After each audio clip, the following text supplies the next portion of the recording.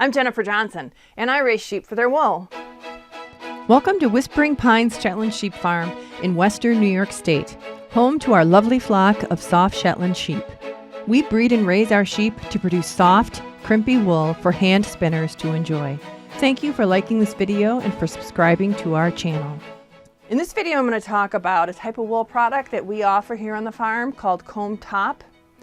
And I'm going to talk about what Combed Top is and what goes into making it from the perspective of me, the sheep farmer. This is Combed Top right here. And well, I just got my order back from the mill where they process it. And so just got inspired to go ahead and make this video. It's the afternoon, mid-February, and I got a text this morning that my Combed Top shipment is going to be arriving today. The coldest, crappiest day that we've had all year. And it's coming in via freight, so it's going to be on a pallet. I have no idea what the size of the boxes are or what the shape it's going to be in. My plan is I'm warming up the van because it's like less than 20 degrees out. So it's cold, and the van does not do very well in the cold. So I want to get the van warmed up by the time the shipment comes so that I can back the van up to the truck, break down the skid. This is my plan anyway. Then get the boxes from the truck into the back of the van and then put them in the garage. The boxes are going to be big, but we're going to do our best. I was going to use the tractor, but the tractor does really bad in the cold. It just takes forever to warm up. So we're going to start with the van and then go from there. And the shipping company, they have a really great app on their website that tells you roughly what time they're going to get here and how many stops there are before you, which is pretty awesome. So I'm out here about 30 minutes before the scheduled time that they're supposed to be here. And it's been changing all day between like 2:15 and 3. So I'm really excited to see what this Combed Top looks like. It's going to be all 5 colors. White, fawn, moret, black, and gray. I don't know what my outbound weights are. It looks as if my waist was probably about half, which is normal. That's, you know, with Combed Top, because Combed Top is processed 2 times. So it goes through the carding equipment, and then it goes through combs to get that really nice, clean quality with no VM, no neps, no oils. And it's all aligned, so really good for worsted spinning. All right, so I'm going to start up the van and get ready for this shipment to get here. All right, so I'm sitting here at my computer watching the tracking information, which it says it's going to be here at 2:30. It's 2:22. And it says 1 stop away. I'm just going to hit refresh and see if that's changed at all.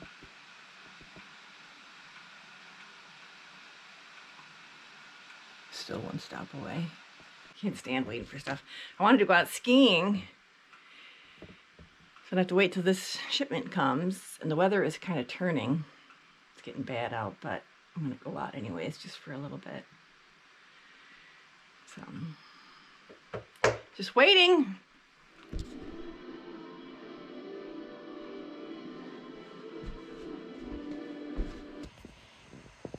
So I just checked the tracking, and it's delayed by an hour. I just got bumped to 3:30.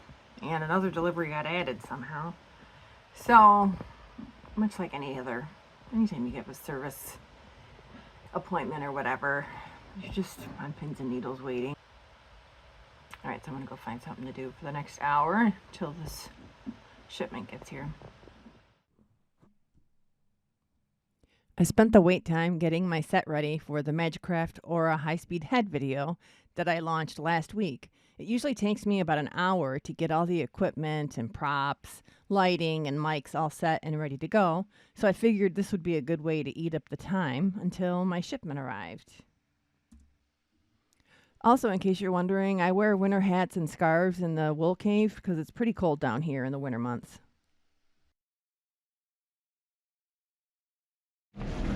Okay, the truck is here. I'm going to go out and talk to them and just see how this is going to work. I've had freight deliveries before, and I've found that the driver is always really friendly, usually someone local. So here he is, he's putting down the lift gate. And then he's going to push this button and it elevates him up to the level of the back of the truck.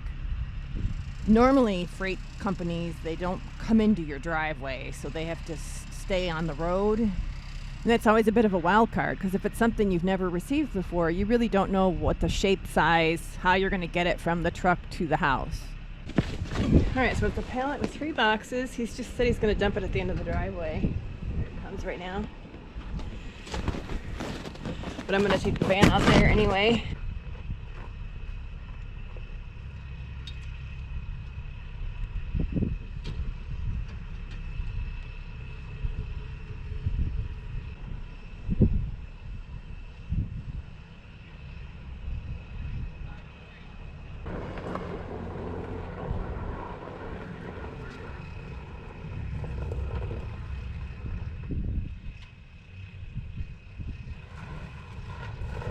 Rich drove the van out because I was still chatting up the driver. You can see the icy driveway conditions.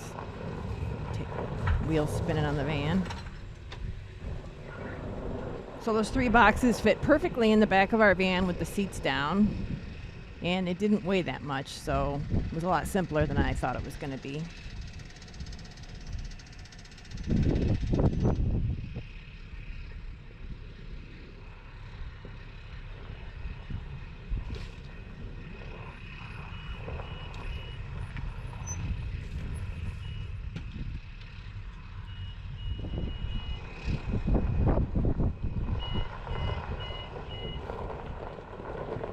Okay, so 3 large boxes. The truck it came in.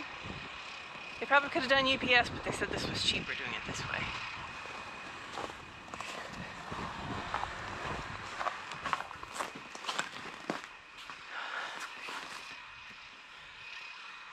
Combed top, 5 colors, 3 boxes. Can't wait to unbox it, but I'm going to do that later.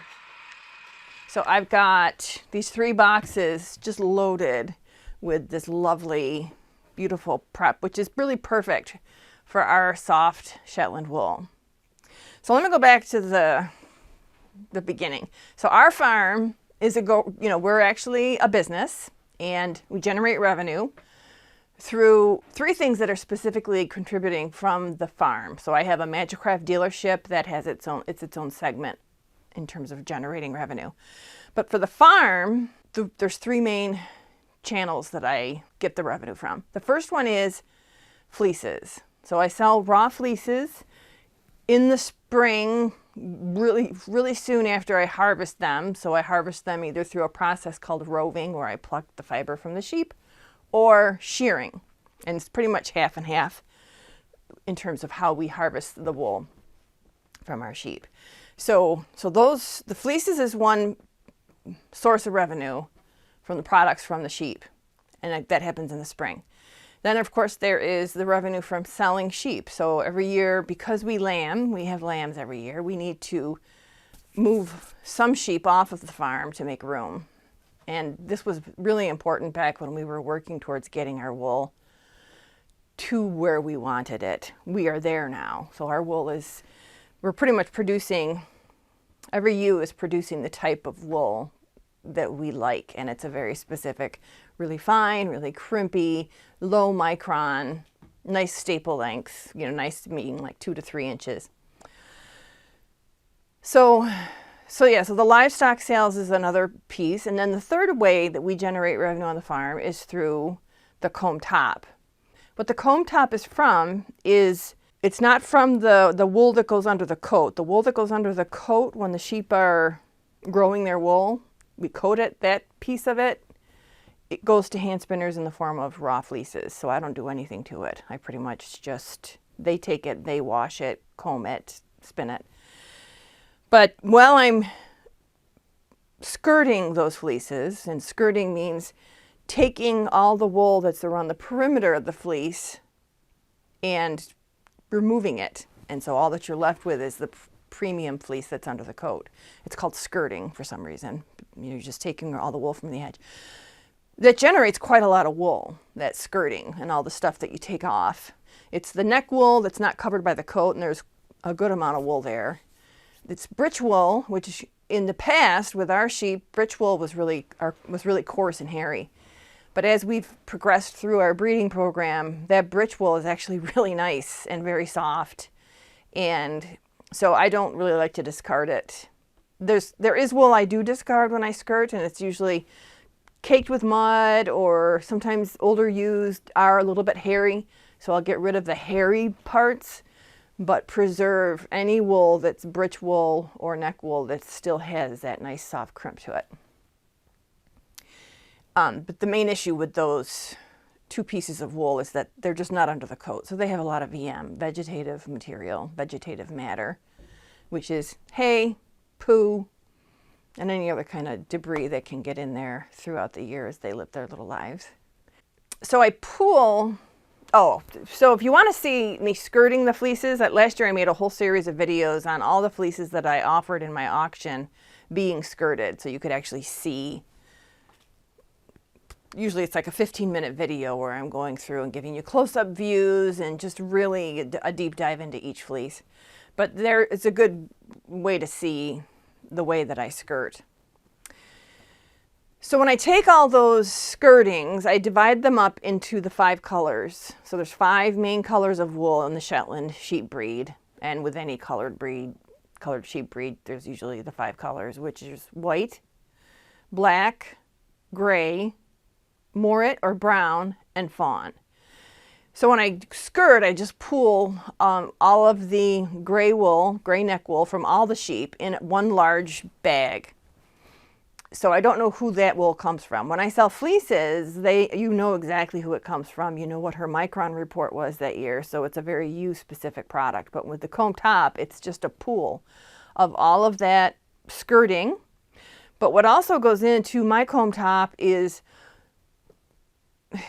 wool from some older ewes. Now this year, I didn't put English Garden. She's my oldest ewe and my coarsest ewe. She's in the high 20s. I didn't put her in the Combed Top because my Combed Top is getting to be so fine, low 20s, that I was worried about putting her wool in there, that it would be like putting steel wool in a bag of silk. So I didn't. I think I might have sold her fleece, it's a really nice fleece. It's like a really nice fine Romney fleece. So what else goes in there?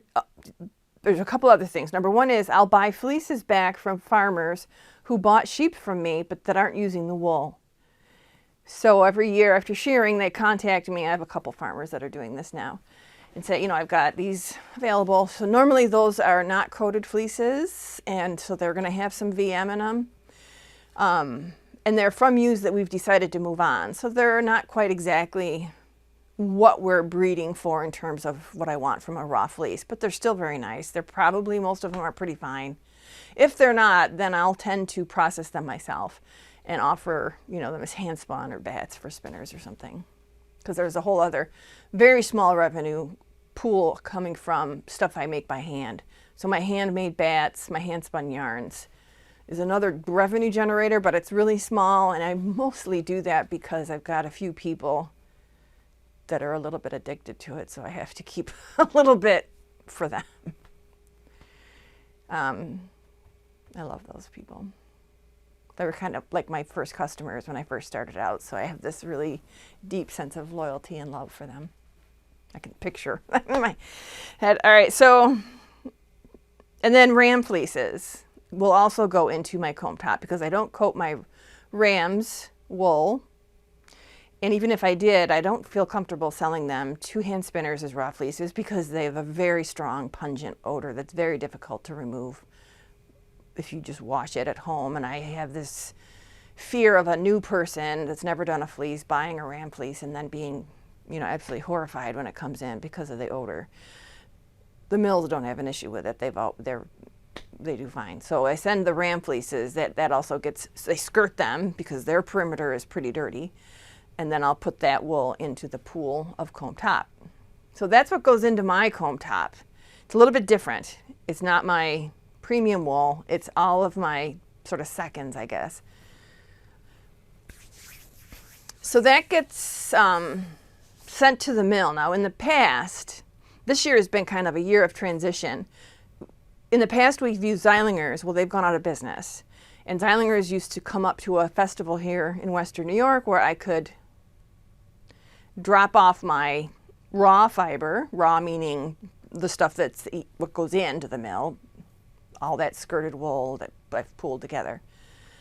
They would pick it up at the festival. So I just had to drive to the festival with, all this wool in the back of the van, and they would take it along with collection. They'd be collecting wool from all the other farms up here in New York State, and then take it back to the mill in Michigan. And then I would pick it up at Rhinebeck. So working with Zeilinger up until this year, I was able to save quite a bit of money on the shipping, both in and out. But Zeilinger went out of business, so they're no longer a mill. And what they did, very graciously, anyone that had wool in there that was waiting for their order to get processed, which included me, they transferred the equipment that they had to this other mill and fulfilled those orders. So I brought my raw wool to the Rhinebeck. No, that's not even true. They didn't even go to Rhinebeck, now that I'm remembering. I actually shipped, that's right, I shipped my raw wool this year from the farm. I think I did it in June. To Michigan. I had 3 enormous boxes of raw wool just packed in there. And that's how I did it this year. A little bit different. I had roughly 100 pounds of fiber that went for Combed Top. I also did 20 pounds of fiber, 10 pounds of gray, 10 pounds of fawn, to a mill closer to us, and got that made into pin drafted roving. I wanted to try and see what our seconds wool would do with pin drafted roving, because at the time I was a little bit unsure about, and I'm still kind of unsure about how I'm going to get my wool processed next year. Still stuff to think about. But 100 pounds of raw fiber, 20 pounds of each color. That's the thing.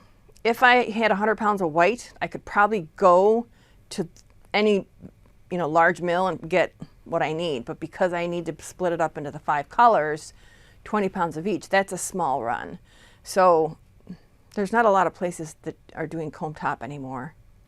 So I want to talk about why I've decided to use, to make this into Combed Top. So Combed Top and roving are the 2 wool preps that I'm familiar with. And I've used to do roving, but when our wool was getting finer and finer, I started to be unhappy with the matchup of our superfine crimpy wool and the roving product because of the way it was made. So it's not a reflection on the mills. It's not a reflection on our wool. It's just not a good match, the type of wool lined up with the prep. So what I want to do now is I want to talk to you a little bit about the difference between how roving is made and how Combed Top is made. And what I'm going to do is I'm going to use my equipment, small scale, to attempt to explain how they're different. But in a nutshell, roving is when you send your fleece in and they wash it, they fluff it up using a variety of equipment, and then they put it into a carding machine. And they can have many different drums in those machines. I just actually watched a really cool Facebook series from the Oklahoma fiber mill. I'll put a link to it here, where they went through all the steps. And I've been to fiber mills, and everybody does it differently. But I saw a lot of stuff in there that they do that I recognized from prior tours of mills. Anyways, but I wanted to just kind of show you the difference here, just small scale, using my prep equipment. So roving is where it gets fluffed and then it gets put into the drum carders, all the series of drums, and comes out as roving, which is an unorganized rope of fiber. You can spin it. Normally, it depends on the type of fiber. The way this pin drafted roving that I got came out, it's actually working out perfectly to spin long draw in like a woolen, kind of a more bulky, not organized, like the fibers aren't all perfectly aligned as if it was a worsted type prep.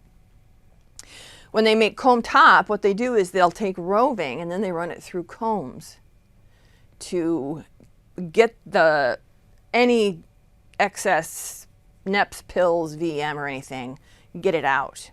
So this is one of the issues I had. If I were sending my premium wool to the mill, the roving probably would come out really clean and nice.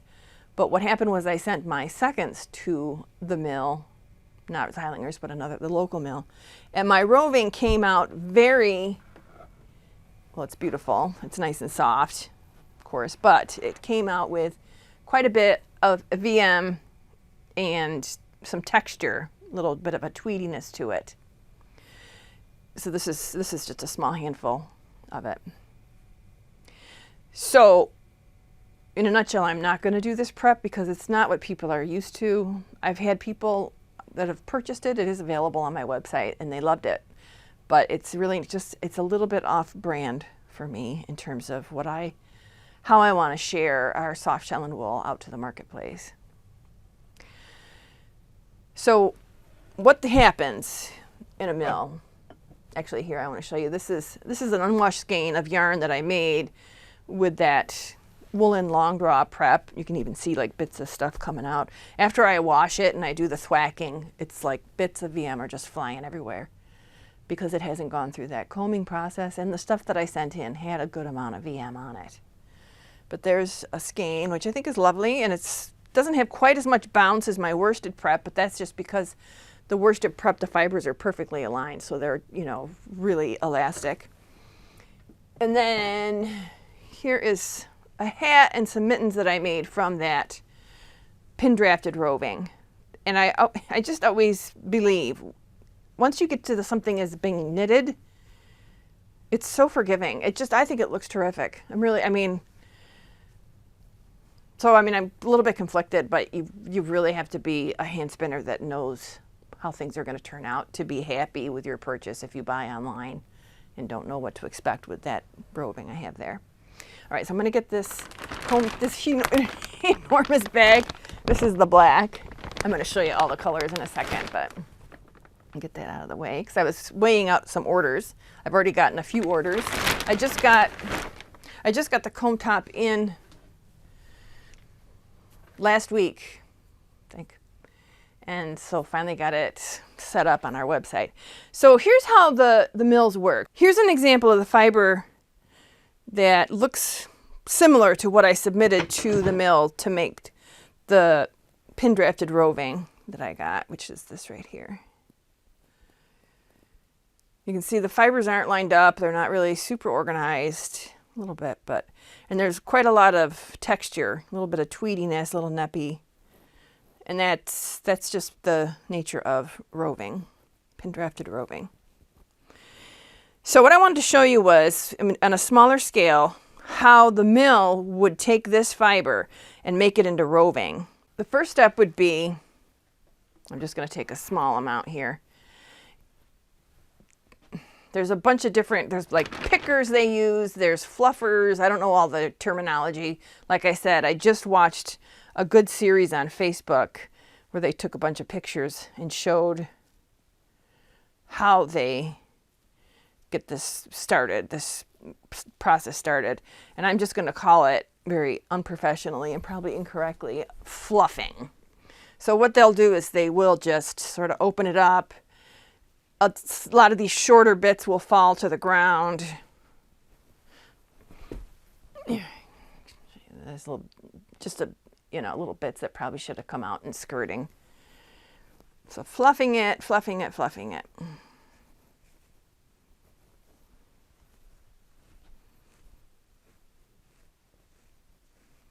And that's just to open up the fiber so that they can be evenly, I'm not going to do that whole thing. This is good enough right here. Get it nice and open so that it will distribute evenly on the drum of the carder. So this isn't really too bad. There's a couple little flecks here. So what happens then is it gets put onto the drum carder. So here it is in the feed tray of my individual carder. And at the mill, there's a series of drums. It's not going to just be the two here. This is the liquor in and this is the main drum. All right, and so then what they'll do is the good rule of thumb with putting fiber on your drum carder is you want to be able to see the wood through on the feed tray. So here I am putting it on here, transferring it from the liquor into the main drum.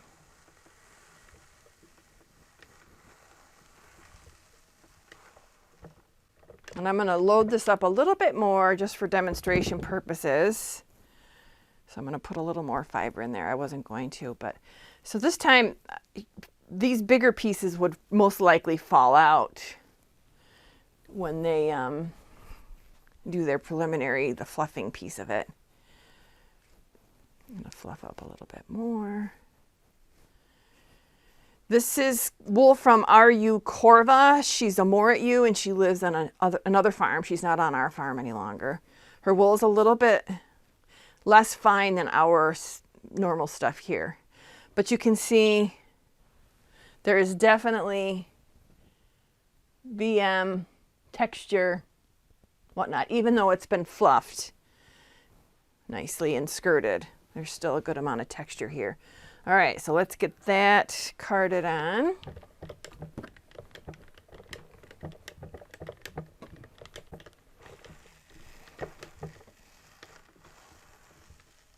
So the hay, little bits and flecks of hay that were on the inbound fiber will just go right on the drum. So there's nothing, the drum carder is really not a tool for cleaning fiber. The drum carder is for opening up the fibers and distributing them evenly across the drum so that you can do whatever you want to do with them, make roving or row legs or whatever. All right, so I can pick off some of these offending bits, but okay, so that is the fiber on the drum, and now it's time to make the pin drafted roving.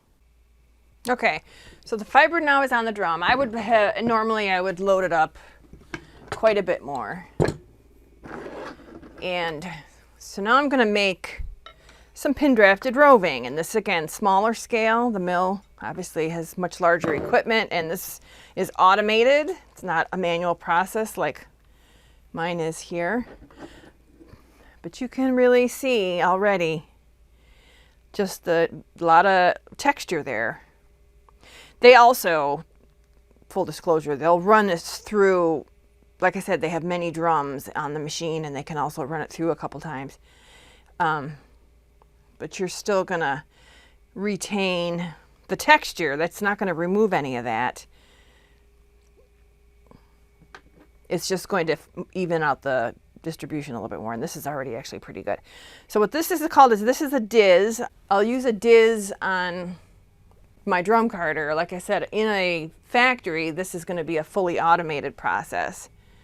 So I'm gonna, this is called dizzing it off, and I use my torso to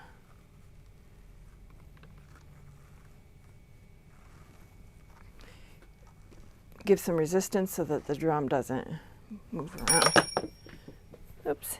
It's a brass diz, so it makes that very pleasant sound.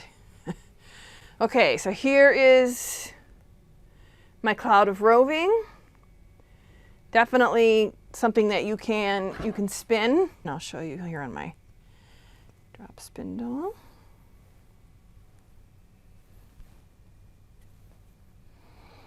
But very textured. This actually came out really nice. But there's neps and bits that you would expect.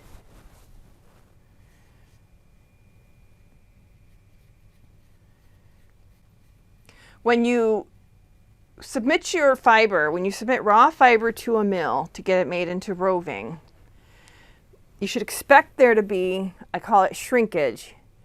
So your yield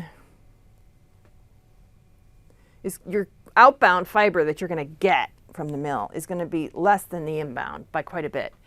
With roving, my experience was, with this past order I did, my yield, I got like 70% of the inbound weight. So if I submitted 10 pounds, I got 7 pounds back. Now some of that is lanolin, the grease, the natural fiber, you know, has that grease. But a lot of it is short bits, tips that break off because they're weak from exposure to the sun, they get dry. A lot of that actually. So that is, you know, fully an expectation. When I first started using mill processed wool, it really bothered me. But I mean, you get waste with flicking and carding and combing at home. So, you know, it is what it is. I hate it when I say that, but. So that is pin drafted roving.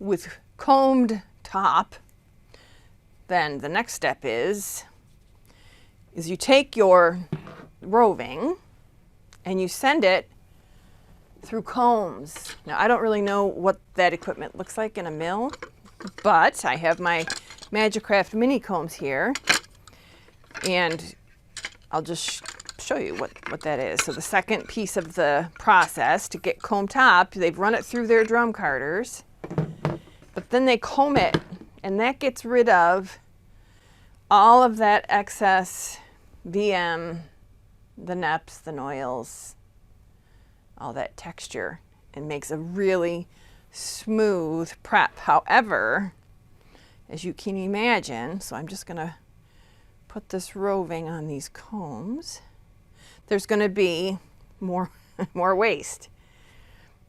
And with my fiber that I send into the mill, that is not the premium, but the second, so it's going to have a lot of VM in it, my yield is 30%. So I sent in 100 pounds of fiber raw, and I got 30 pounds back of combed top. It seems like a lot, but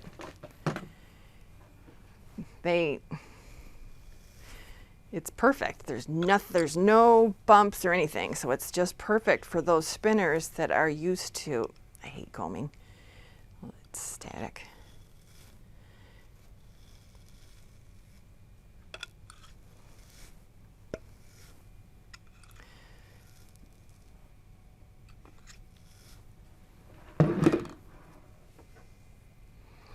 And so combed top, plus that when they take it off the combs, those fibers are perfectly aligned. I've got a little bit of a bump in there, but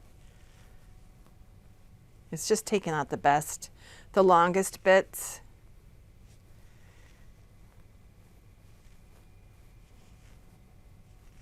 Probably would not leave that much on the comb, but just for illustration purposes, fibers are perfectly aligned. There's not a speck of VM in there.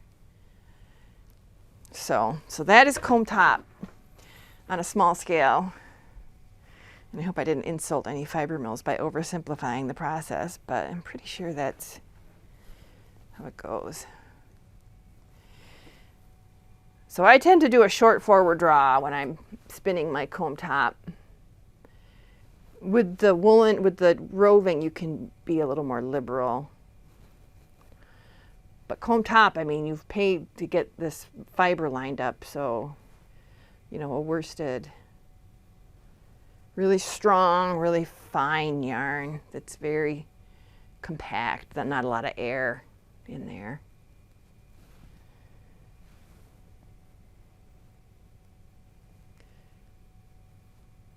So hopefully that helps to explain the difference. So roving, it's going through one step after it's been fluffed. Combed top is going through 2 steps to get a prep that is just exquisite. Really clean, beautifully lined up fibers. And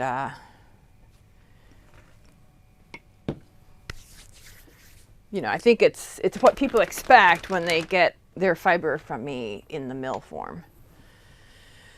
So I got this, when did it come in? A couple weeks ago. Of course, probably one of the coldest, miserablest days of the year. They did ship it to me via freight, so I saved some money as opposed to sending it UPS, because these are the boxes that they came in, these 3 boxes here. just loaded with fiber. All right, so here is all the wool that came in from the factory on that cold, miserable February day. This is the black,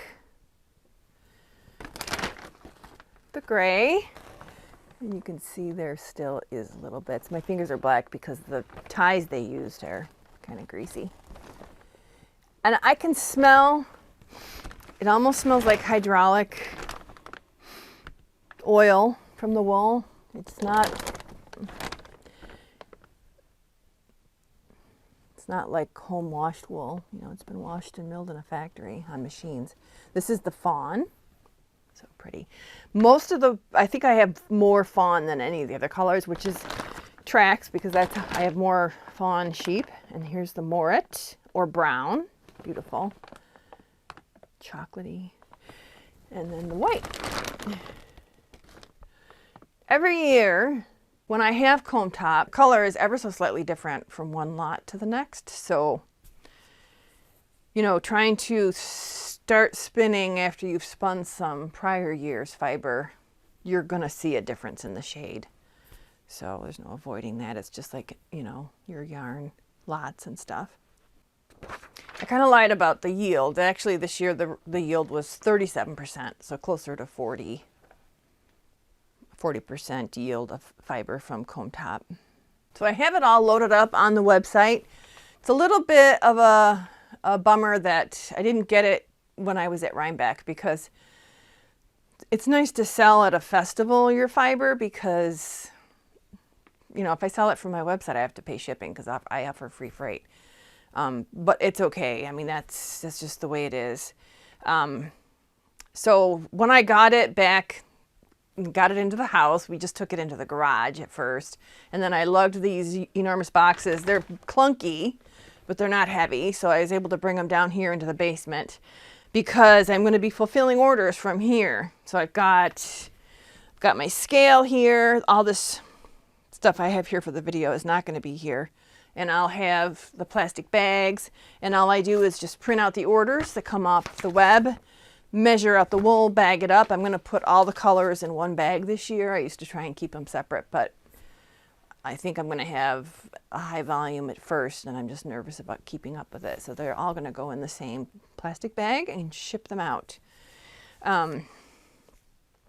So what I did when I brought them down into the basement, though, is I did pull out each bag.